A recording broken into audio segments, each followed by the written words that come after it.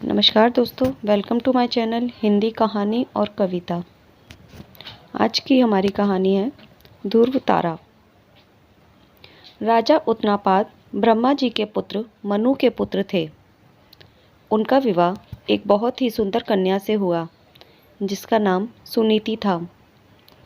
राजा अपनी पत्नी से बहुत प्रेम करता था, लेकिन उन्हें कोई संतान नहीं थी।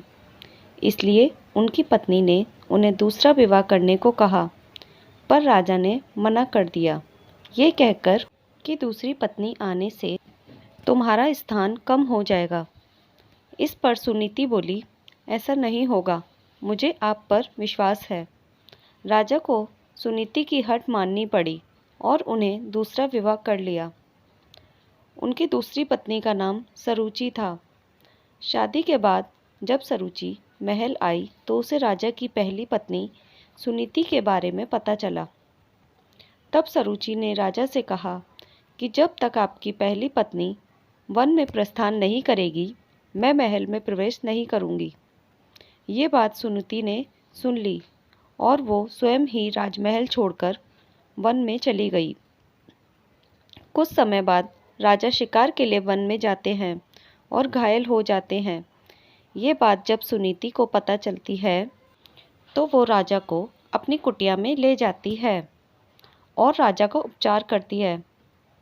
राजा कई दिनों तक अपनी पहली पत्नी के साथ रहता है, जिस दौरान सुनीति गर्भवती हो जाती है और उसे सुंदर पुत्र की प्राप्ति होती है, जिसके बारे में राजा को कुछ पता नहीं होता, जिसका नाम ध्रुव रखा जाता है।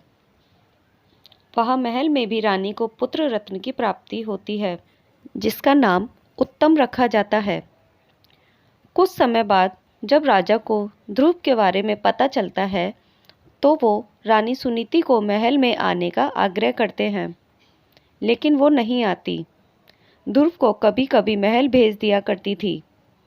यह देख रानी सरुचि को बिल्कुल अच्छा नहीं लगता। एक दिन ध्रुव अपने पिता की गोद में बैठा हुआ था। तभी रानी सरुचि आती है और उसे धक्का देकर अपशब्द कहती है और उसे छोड़ी हुई स्त्री का पुत्र कहकर अपमानित करती है। नन्हा ध्रुव घर आकर अपनी माँ को सारा घटनाक्रम सुनाता है तो उसकी माँ उसे समझाती है कि बेटा, अगर कोई तुम्हें बुरा कहे तो बदले में तुम भी उसे बुरा मत कहो, इससे तुम्हें ही हानि होगी। अगर तुम अपने पिता की गोद में ससम्मान बैठना चाहते हो तो भगवान विष्णु की उपासना करो, वो जगत पिता हैं। अगर बैठना है तो उनकी गोद में बैठो। बालक के मन में ये बात बैठ जाती है और वो यही भाव लेकर यमुना तट पर नहाने जाता है।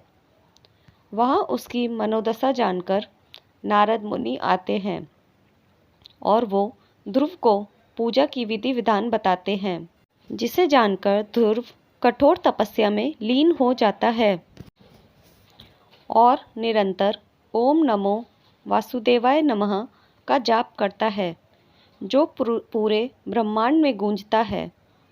नन्हे बालक की इतनी कठोर तपस्या देख भगवान उसे दर्शन दे देते हैं।